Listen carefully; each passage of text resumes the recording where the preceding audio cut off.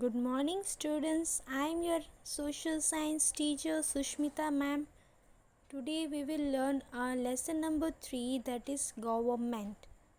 You must have come across the word government in newspapers, radios, and television. What is government? What function does it perform, and what is its importance in our life? We will study about the government in this lesson. अब government क्या है, हम बहुत ही बार newspaper में देखते हैं, पढ़ते हैं, रेडियो में सुनते हैं, टेलीविज़न में भी देखते हैं। अब ये गवर्नमेंट क्या होता है, इसके क्या फंक्शन है, ये क्या करता है, हमारे लाइफ में इसकी क्या ज़रूरत है, ये हम इस लेसन में पढ़ेंगे। You must be aware that a country needs a government to make laws as per its constitution, take decisions and implement them. अब गवर्नमेंट क्या है, किसी भी कंट्री के लिए एक गवर्नमेंट ज़रूरी है, क्योंकि गवर्नमेंट है वो एक नियम बनाते हैं उसके कॉन्स्टिट्यूशन के हिसाब से और डिसीजंस लेते हैं और उनको इम्प्लीमेंट करते हैं, यानी उनको काम में लगाते हैं। For example, where should schools and road be constructed. अब स्कूल्स और रोड कहाँ पर कंस्ट्रक्ट होने चाहिए, यानी कहाँ पर बनने चाहिए। Should the rates of different commodities be increased और डिक्रीज्ड। क्या सभी जो अलग अलग कमोडिटीज़ यानी किसी भी चीज़ की क्या प्राइस अलग अलग होनी चाहिए। How to ensure that electricity is supplied to everyone. अब हमें कैसे पता चलेगा कि इलेक्ट्रिसिटी सभी को मिल रही है या नहीं। Decisions such as this are usually taken by the government. अब ऐसे ही डिसीजन कौन लेता है, गवर्नमेंट लेता है, यानी सरकार लेती है। Thus, the government performs a very important function. We come to know about the government's work through the media. अब जो गवर्नमेंट के बहुत सारे अलग अलग परफॉर्मेंस होते हैं जिससे उनको निभाना ही होता है। अब ये सब के बारे में हमें मीडिया से पता चलता है। Function of the government. The government is like a managing committee. Government क्या है, एक मैनेजिंग कमेटी है, यानी सब कुछ वो मैनेज करता है, ठीक से उसे संभालने की कोशिश करता है।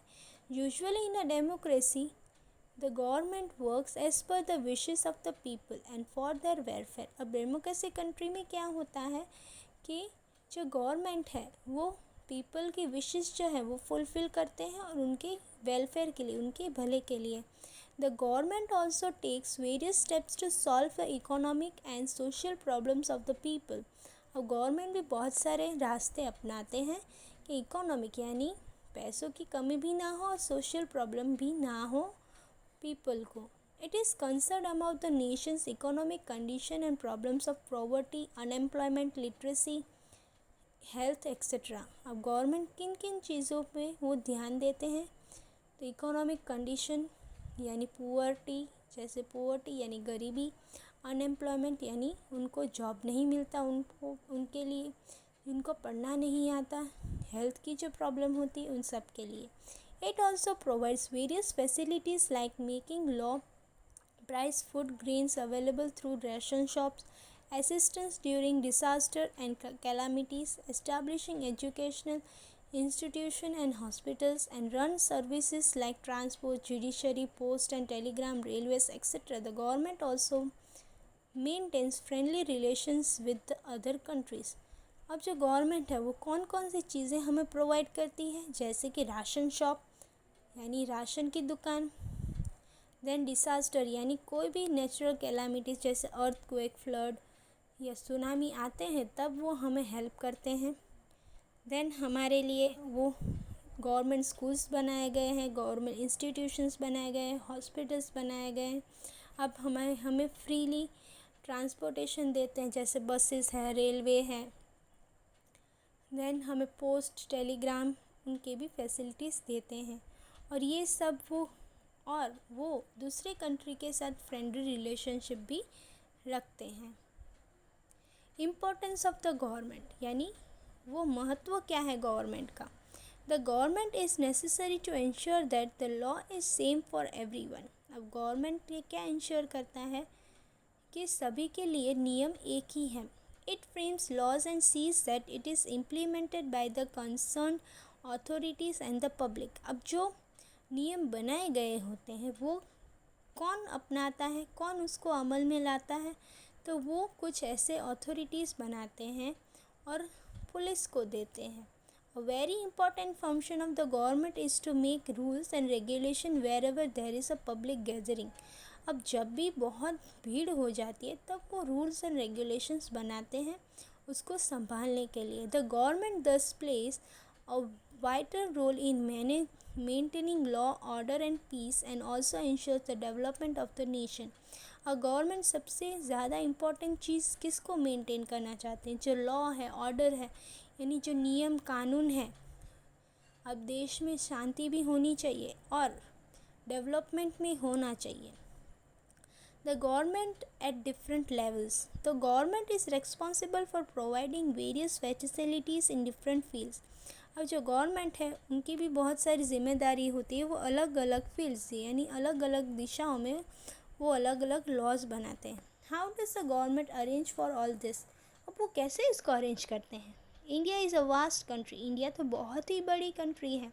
If the administration was centralized, many problems would arise and will cause insolvency of the citizens which will be inconvenienced.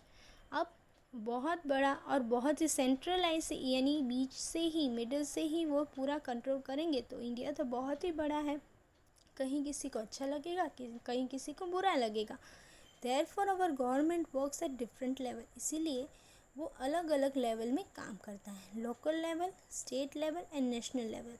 Local level government is concern with the affairs of village and cities. अब local level किसको ध्यान में रखते हैं? जो village है, छोटी गांव है, छोटे शहर, उनके बारे में वो उनके लिए उनको हेल्प करते हैं. State level government deals with matters at the state level while the government at the national level is responsible for work related to entire nation. जो स्टेट लेवल है वो आसपास के स्टेट में जो भी प्रॉब्लम है उसको सॉल्व करते हैं और नेशनल लेवल तो पूरे नेशन के जो भी प्रॉब्लम होती है उसको सॉल्व करने की कोशिश करते हैं. You have already studied about the local level and will learn about the state government in the next unit. In the next class you will learn about the national government that is the central government, union government. अब हमें क्या कहा जा रहा है कि आपने local level तो पढ़ लिया है. अब इसके बाद के यूनिट में आप स्टेट गवर्नमेंट के बारे में पढ़ेंगे और इसके बाद के क्लास में आप नेशनल गवर्नमेंट बारे में डिटेल में पढ़ेंगे. The government and law. The government frames laws and they must be obeyed by all citizen. जो गवर्नमेंट ने, जो सरकार ने जो नियम लागू किए हैं उसे हमें मानना ही चाहिए. Laws and order is very important for the proper functioning of the government. अब कोई नियम ही ना हो तो क्या होगा? कुछ भी ठीक से नहीं जाएगा. जैसे स्कूल है, स्कूल में आपको कोई भी नियम ना दिया गया हो, जैसे कि स्कूल में 7 बजे आ ही जाना है, आपको ऐसा कहा गया हो कि आपको जब मन पड़ेगा तब आप आओगे, तो क्या होगा? पूरे क्लास को डिस्टर्बेंस होगा, हम में डिसिप्लिन नहीं होगा. तो हमें किसी भी चीज़ को डिसिप्लिन में ठीक से रखना हो तो उसके लिए नियम बनाने पड़ते हैं. The government has the authority to make as well as implement law. वो बनाते भी हैं और उनको लागू भी करवाते हैं, अमल में भी लेके आते हैं. Let us take an example हैं.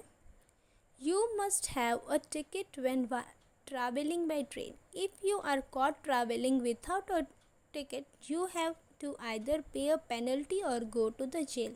अब आप कहीं पर जा रहे हो और ट्रेन के लिए आपको क्या चाहिए? टिकट चाहिए होता है और आपके पास टिकट ही ना हो फिर भी आप उसमें सवारी कर रहे हो ट्रेन में, तो आपको जेल हो सकती है या फिर आपको पेनल्टी यानी जुर्माना. Even though the government may work lawfully in case citizen feel that law are not being executed properly. अब लॉ तो बनाए गए हैं पर कभी कभी जो सिटीजन्स को है वो ऐसा लगता है कि उसका जो अमल है यानी उसको कोई फॉलो ही नहीं कर रहा है ठीक से. They have the right to raise their voice और even go to the court. अब ऐसा कुछ प्रॉब्लम हो तो हमारे पास यानी सिटीजन के पास, पब्लिक के पास राइट होता है कि वो आवाज़ उठाए और उसके बारे में कोर्ट को बताए. The court can order the government to take appropriate measures.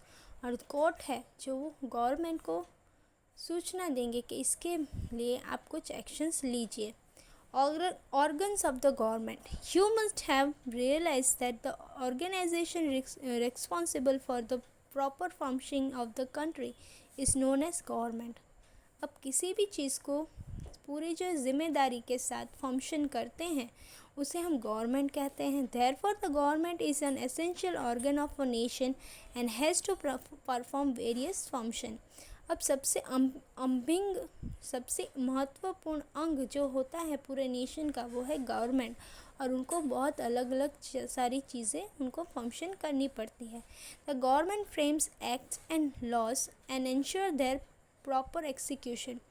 Government जो है नए नियम लागू करते हैं, नए नियम बनाते हैं और ये सोचते हैं, इंश्योर करते हैं कि इसको अच्छी तरह से हम वर्क में डालें। It sees to it that the law is suitably interpreted, implemented and also ensure that justice is done। अब उसको लेते हैं, उसका यूज़ करते हैं, उसको ठीक से जगह पर बिठाते हैं और देखते हैं कि इससे हमें जस्टिस यानी इंसाफ तो हो रहा है ना। The three arms of the government are to be legislate, to execute and to impart justice। The arm that frames laws is known as legislature। अब जो लॉज बनाते हैं यानी जो नियम बनाते हैं उसे हम लेजिस्लेचर कहते हैं। विच कंप्राइजेस द विधानसभा। विधानसभा में हमारे जो लॉज है उनको बनाया जाता है। And that which execute the law is called the executive. और जो उन नियमों को एग्जीक्यूट यानी वर्क में लेके आता है उसे एग्जीक्यूटिव कहते हैं। The arm which works towards the implementation of justice is called judiciary and it takes action against offenders। अब लास्ट जो है ऑर्गन जो जुडिशरी यानी कोई भी उन नियमों को भंग करेगा तो उनको पनिशमेंट देने के लिए जुडिशरी है। India is a vast country made up of union of different states. The constitution has made India into union of states for the smooth functioning of the administration. अब इंडिया बहुत ही बड़ा है तो उनके लिए डिफरेंट स्टेट्स में union बनाए गए हैं जिससे जो कंट्री है उसकी जो सारी चीज़ें वो अच्छे से स्मूथली चले। Thus India is a federal state. This means that the government function at two levels, central and state level. Of federal state यानी जो गवर्नमेंट है वो दो फंक्शंस में चलते हैं, एक सेंट्रल और स्टेट लेवल में। The government at the national level is called central और यूनियन गवर्नमेंट, और जो नेशनल लेवल में चलते हैं उसे हम सेंट्रल या फिर यूनियन गवर्नमेंट कहते हैं। It looks after the administration of the whole country, और ये पूरे कंट्री को देखता है कि सारी चीज़ें ठीक से चल रही है या नहीं। The government at the state level is called state government. We will study more about the organs of the state government here. The legislative body of an Indian state may have one or two houses. The lower house is known as Legislative Assembly and the upper house is known as Legislative Council। अब यहाँ पर दो government के हिस्से हैं। जो first जो सबसे नीचे हैं उसे लेजिस्लेटिव असेंबली कहा जाता है और उससे ऊपर जो लेजिस्लेटिव काउंसिल कहा जाता है। The government is also a part of the state government. Governor जो है वो स्टेट गवर्नमेंट का एक अभिन्न अंग है। The state of Gujarat has only the lower house, यानी गुजरात में लेजिस्लेटिव असेंबली ही है। Most of the state do not have a legislative council. अब कहीं कहीं जो राज्य हैं उनमें लेजिस्लेटिव काउंसिल भी नहीं है। देखिए आप यहाँ पर देख सकते हैं फर्स्ट स्टेट गवर्नमेंट, उसके नीचे गवर्नर आ रहा है, उसके बाद गवर्नर के भी तीन सेक्शन है, लेजिस्लेटिव बॉडी, एग्जीक्यूटिव बॉडी और जुडिशरी बॉडी। अब लेजिस्लेटिव बॉडी के अंदर लेजिस्लेटिव असेंबली यानी जिसे हम लोअर लेवल कहते हैं और लेजिस्लेटिव काउंसिल यानी upper. Then chief minister and council of minister. Executive body यानी जो नियम बनाते हैं उसके बाद लागू करवाते हैं तो वो चीफ मिनिस्टर और काउंसिल मिनिस्टर का हाथ होता है। देन जुडिशरी यानी जब कोई भी चीज़ भंग की जाती है, नियमों का पालन नहीं किया जाता है, तब वो हाई कोर्ट और district court and taluka court के बाद वो हाई कोर्ट के पास जाता है, देन जुडिशरी के पास जाता है। Thank you for watching.